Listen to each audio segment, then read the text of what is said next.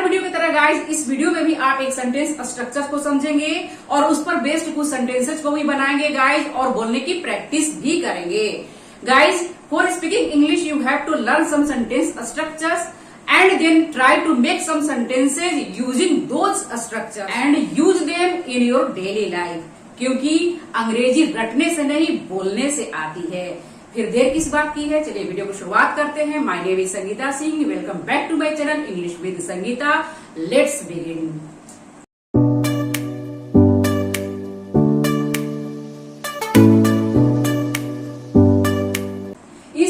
मैंने यहाँ पर कुछ सेंटेंसेस को लिख रखा है। सेंटेंसेस में अब क्या करें मुझे नहीं मालूम, यह कैसे करें मैं भूल गया हूँ, किसे निमंत्रण दूं मेरी समझ में नहीं आ रहा है।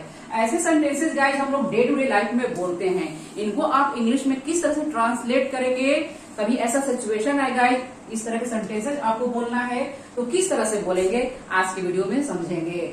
गाइस ये रहा सेंटेंस स्ट्रक्चर।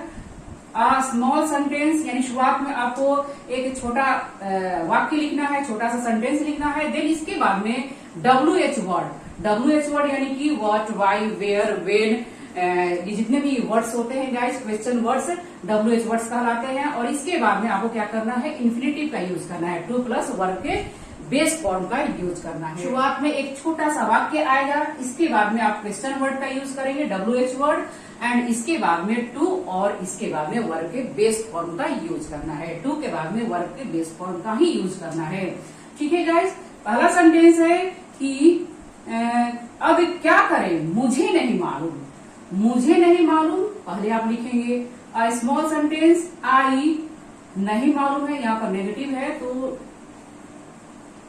डू नॉट को एक साथ डोंट लिखेंगे। आई डोंट नो, मुझे नहीं मालूम, आई डोंट नो। क्या के लिए आप व्हाट का यूज करेंगे एंड इसके बाद में अब क्या करें, क्या के लिए व्हाट का यूज हो गया, करे। अब व्हाट के बाद में क्या करना है, WH वर्ड के बाद में क्या करना है, आपको टू का यूज करना है। To what, to do. अब के लिए आप नाउ का यूज करेंगे। I don't know small sentence हो गया आपका और इसके बाद में WH वर्ड हुआ यहाँ पर व्हाट, क्या, एंड इसके बाद में टू प्लस वर्ब के बेस फॉर्म में टू डू। इस तरह से टू यहाँ पर हुआ और इसके बाद में डू यहाँ पर V1 वर्ब के बेस फॉर्म एंड अब के लिए आप नाउ का यूज करेंगे। ठीक है guys, I don't know what to do now. अब क्या करें मुझे नहीं मालूम या मुझे नहीं पता, अब क्या करें इस तरह से। गाइस यह कैसे करें मैं भूल गया हूँ, मैं भूल गया हूँ। स्मॉल सेंटेंस को पहले लिखना है। आई हैव का यूज करेंगे क्योंकि ये जो सेंटेंस है गाइस प्रेजेंट परफेक्ट टेंस का है। गया हूँ, चुका हूँ, इस तरह से सेंटेंस के एंड में आ रहा है। मैं भूल गया हूँ, आई के साथ हैव का यूज करेंगे। आई हैव और गॉटन थर्ड फॉर्म का यूज करना है। आई हैव फॉरगॉटन। यह कैसे करे, WH वर्ड का यूज करना है। कैसे के लिए हाउ का यूज करेंगे। हाउ टू डू, करने के लिए do, how to do this, इस तरह से। I have forgotten how to do this. यह कैसे करे मैं भूल गया हूँ। रहा आपका छोटा वाक्य आई हैव फॉरगॉटन एंड इसके बाद में हाउ, ये क्वेश्चन वर्ड हो गया। टू हुआ, इसके बाद में वर्ब के बेस फॉर्म एंड इसके बाद में ऑब्जेक्ट का यूज करना है दिस। इस तरह से गाइस किसे निमंत्रण दूं मेरी समझ में नहीं आ रहा है। मेरी समझ में नहीं आ रहा है, इसके लिए भी आप आई डोंट नो का यूज करेंगे। आई डोंट नो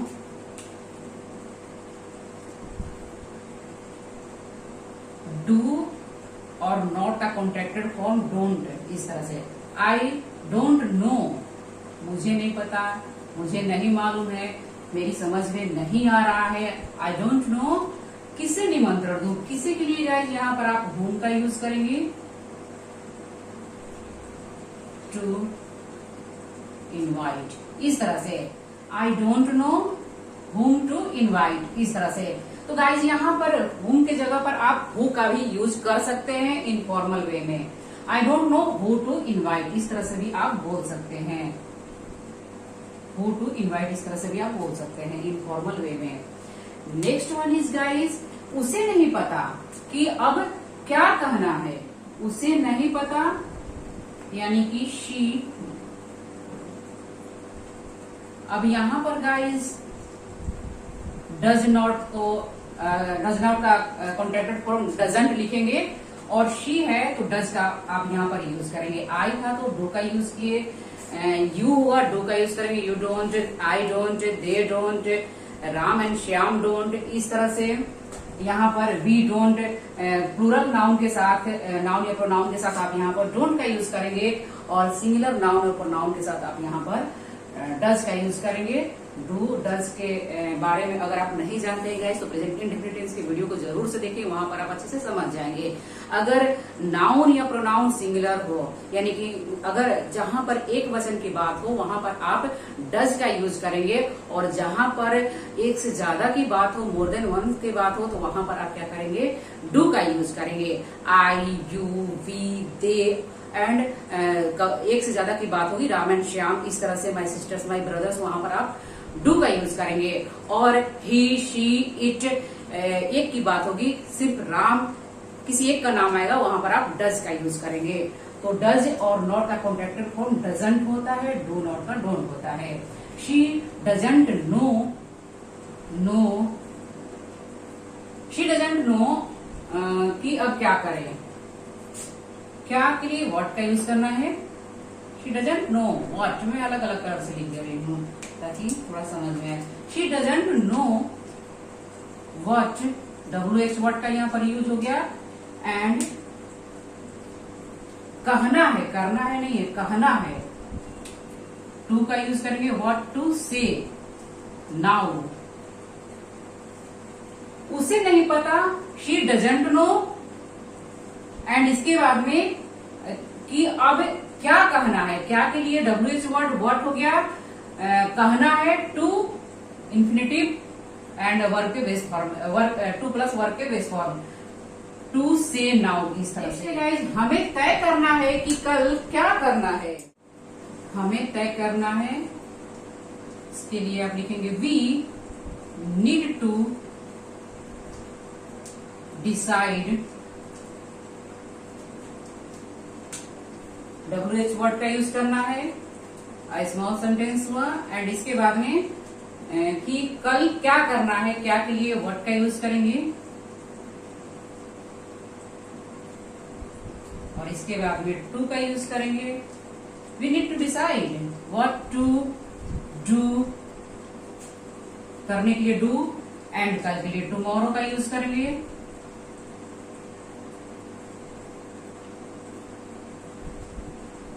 इस तरह से we need to decide what to do tomorrow, हमें तय करना है कि कल क्या करना है। इस तरह से आप इसको ट्रांसलेट करेंगे। इतना बस आपको ध्यान रखना है गाइस कि टू के बाद में वर्ब के बेस फॉर्म का ही यूज करना है, यानी WH वर्ड के बाद में इंफिनिटिव का ही यूज होगा। इंफिनिटिव यानी कि टू प्लस वर्ब के base form, to go, to eat, to play, to dance, इस तरह से। We need to decide what to do tomorrow. Next guys, मुझे पता है कहाँ जाना है। यहाँ पर सेंटेंस पॉजिटिव का हो गया गाइज, मुझे पता है, आई नो, मुझे पता है, आई नो कहाँ जाना है, where to go, I know where to go, मुझे पता है कहाँ जाना है, I know where to go, मुझे पता है क्या करना है, I know what to do, मुझे पता है क्या बोलना है, I know what to speak, मुझे पता है। या आप इस तरह से बोल सकते हैं कि मुझे तैरना आता है, I know how to speak, how to speak in English, मुझे गाड़ी चलाना आता है, I know how to drive. इस तरह से गाइज आप यहाँ पर एक छोटा सा वाक्य का यूज करेंगे शुरुआत में, एंड इसके बाद में WH वर्ड का यूज करना है, इसके बाद में टू और इसके बाद में वर्ब के बेस फॉर्म का यूज करना है। बस इतना ही आपको करना है गाइज। नेक्स्ट सेंटेंस है गाइज, मुझे नहीं पता इस कार को कैसे स्टार्ट करें। यहाँ पर मुझे पता है, आई नो, मुझे नहीं पता है, आई don't no, I don't no, मुझे नहीं पता है इस कार को कैसे स्टार्ट करूं। कैसे, हाउ का यूज करेंगे। I don't know how, how के बाद में क्वेश्चन वर्ड के बाद में टू का यूज करना है। हाउ टू स्टार्ट इस कार को दिस कार, इस तरह से। I don't know how to start this car, इस तरह से आप सेंटेंस को बनाएंगे। मुझे नहीं पता इस कार को कैसे स्टार्ट करूं, मुझे नहीं पता कहाँ जाऊं, इस तरह से अगर आपको बोलना है कि मुझे नहीं पता कहाँ जाऊं, I don't know where to go, इस तरह सेंटेंस को बनाएंगे। बाकी तो गाइस आप यहाँ पर समझ ही गए हैं। मुझे नहीं पता या मुझे नहीं मालूम, आई डोंट नो का यूज करेंगे यहाँ पर। मुझे पता है या मुझे गाड़ी चलाना आता है, इस तरह से, या तैरना आता है, अंग्रेजी बोलना आता है, आई नो लिखेंगे। और इसके बाद में क्वेश्चन वर्ड का यूज करेंगे और इसके बाद में टू, और टू के बाद में वर्ब के बेस फॉर्म का यूज करना है। हाउ टू यहाँ पर स्टार्ट, स्टार्ट यानी कि V1 है, दिस कार, इस तरह से। नेक्स्ट है गाइस कि मैं सोच रहा हूं कि अब क्या करूं, इस तरह से मैं सोच रहा हूं। इसके लिए आप आई वंडर का यूज कर सकते हैं। आई वंडर कि अब क्या करूं, व्हाट टू डू नाउ, इस तरह से। यहाँ पर मैं सोच रहा हूँ, आई वंडर भी बोल सकते हैं। I wonder what to do now, इस तरह से, टू डू नाउ। इस तरह से गाइस अगर आप पास्ट में बोल रहे हैं, सेंटेंस पास्ट का बोल रहे हैं कि मैं सोचता रहा कि क्या करूं, तो यहाँ पर सोचता रहा के लिए आप यहाँ पर वंडर्ड कर देंगे। I wondered what to do, मैं सोचता रहा क्या करूं। I wondered what to do, मैं सोचता रहा कहाँ जाऊं। I wondered where to go, ED लगाएंगे यहाँ पर, ये वंडर है और इसमें ईडी लगा देंगे। आई वंडर्ड सेकंड फॉर्म, क्या बनाऊं। I wondered what to cook, मैं सोचता रहा कहाँ सोऊं। I wondered where to sleep, इस तरह से गाइज यहाँ पर आप, ये सेंटेंस प्रेजेंट का है, लेकिन अगर पास्ट की बात करते हैं तो यहाँ पर आई, यहाँ मैं लिख दे रही हूँ वंडर्ड, इस तरह से वंडर ईडी लगा देंगे यहाँ पर। कहाँ सो, वेयर टू स्लीप, इस बारे में उलझन में है कि अब आगे क्या करें, इस बारे में उलझन में है। सेंटेंस थोड़ा सा टफ है गाइस, फिर भी इसको ट्रांसलेट आप करिए, बहुत ही इजी है। वे इस बारे में उलझन में है। Are, they are confused. अब यहाँ पर देखिए गाइस उलझन में है तो दे आर कंफ्यूज्ड होगा, दे आर कंफ्यूज नहीं बोलेंगे। मैं उलझन में हूँ, आई एम कंफ्यूज्ड, इस तरह से यहाँ पर ईडी लगाएंगे। दे आर कंफ्यूज्ड, वे इस बारे में उलझन में, बारे में है तो अबाउट लिख देंगे। दे आर कंफ्यूज्ड अबाउट, इस तरह से अबाउट कि अब आगे क्या करना है। What to do, आगे है यहाँ पर गाइस तो नेक्स्ट कर देंगे। What to do next, इस तरह से। They are confused, a small sentence, about भी लिखिएगा, बारे में है, वे इस बारे में उलझन में हैं। They are confused about, question word हो गया what to do next, आगे के लिए next. What to do next, इस तरह सेंटेंस को बनाएंगे। They are confused, what to do next, वे उलझन में हैं कि अब आगे क्या करें। मैं उलझन में हूँ, I am confuse about what to do next, इस तरह से। नेक्स्ट है गाइस, अंदाजा नहीं है कि इस समस्या को कैसे ठीक किया जाए। इसे बिल्कुल अंदाजा नहीं है।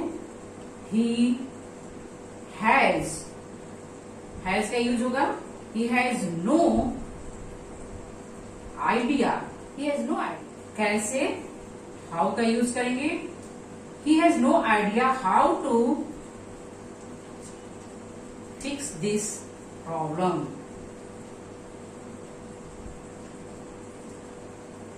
इस तरह से। He has no idea how to fix this problem, उसे बिल्कुल अंदाजा नहीं है कि समस्या कैसे ठीक किया जाए। इस तरह से गाइज आप सेंटेंस को बनाएंगे। इसको गाइज इस तरह से भी आप लिख सकते हैं।